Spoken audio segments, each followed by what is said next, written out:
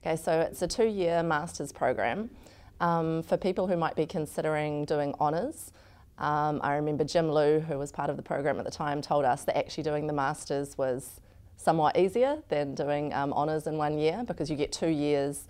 You do courses where you're all in together with other students, taking notes, doing seminars, and then you get that first year also to prepare for your study. So you actually kind of get 2 years to work on a project rather than 1 year.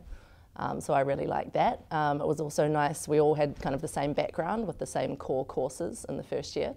And then I felt really prepared for the second year, because I'd had that whole first year to do a lot of reading, to do a lot of kind of backwards and forwards, changing my ideas. And so then that final year was pretty much heads down and doing all the research, which was great. This part of the program was really exciting. Obviously it's a cross-cultural program, so the idea is that you find out a lot about other cultures, and the best way to do that, of course, is to go over there yourself and physically be there. So in my first year of my master's, I went to a conference in Los Angeles, and that was due to my supervisor being an editor for a journal, and they kind of owed him a bit of money, so he put that into myself and another student going to the conference, which was fantastic.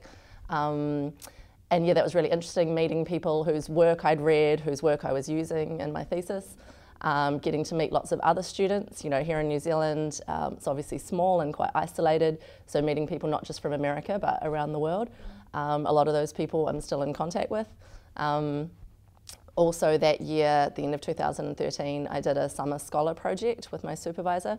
So that meant I got paid to do research over summer. And then we presented those findings at some other conferences later on, and we're still trying to write an article out of that. Then in the next year, in 2014, I went on a summer school project. So that was in France during July and August, and that was amazing, getting to meet other students and work on a project together. And we got mentored by top scholars in the field. And then I came back and went to a conference in New Zealand. And then this year I went to a couple of conferences in Amsterdam and Finland. Those I just did off my own bat, but I think having the experience before of going to conferences, seeing how it worked, making connections.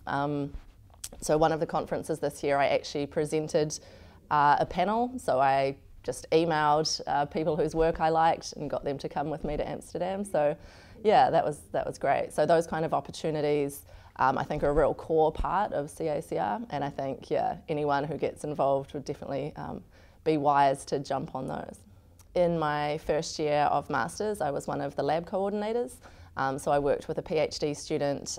Every week we would book in different presenters who'd come and talk to the lab. It's a 2-hour lab session with a lot of talking, but also often some food and drink at the end.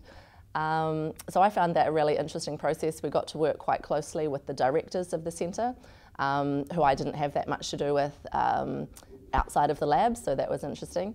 And myself and Clara tried to book people, who weren't just from cross-cultural, so getting people from biology, anthropology, people working out in government.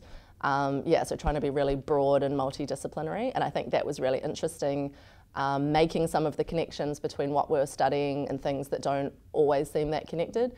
And there's always like a lively discussion, which is quite fun. Sometimes if you go to a class or a seminar, there's not that much time at the end to actually engage with the presenter. But the labs were really, really good for that. And it looks good on the CV that you know how to organise, how to deal with people, manage timetabling. We'd have to book the tech gear. Sometimes there'd be problems with that. So, being able to think on your feet and sort out problems as they come up is all good skills for the future. I found the experience of doing the cross-cultural program really fascinating. I came across a lot of research and ideas that I wouldn't have just come across in, daily life, looking at Facebook posts.